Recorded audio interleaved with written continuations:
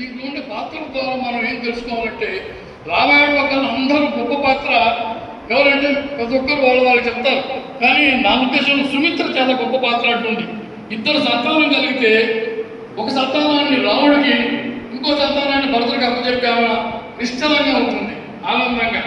కొంతమంది దీన్ని వ్యక్తీకరించి ఏం చెప్పారు, అయితే ఆమె ఎంతో స్వార్థపరురాలు, ఎవరైనా భర్తుడైనా రాజైనా రాజు ఎక్కడికి పోతూ శత్రుఘ్నుని పెట్టింది, రాముడు రాజైనా ఎక్కడికి పోతూ రాముడిని లక్ష్మణుని పెట్టింది అంటే వ్యాధి కాదు, ఆమె నిస్వార్థ సేవ. ఎందుకంటే ఎప్పుడు కూడా ఆ సేవ భావంతో ఉన్నది.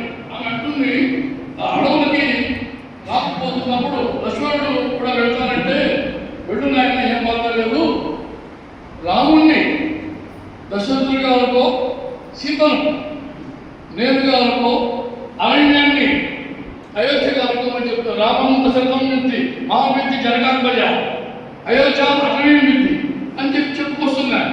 అంతటి గొప్ప ఉదాత్తమైనటువంటి గొప్ప స్త్రీమూర్తి. అటువంటి ఆ తత్వం గారి పర్సనాలిటీ డెవలప్మెంట్, మూర్తిమత్వ వికాసంలో సుమిత్ర పాత్ర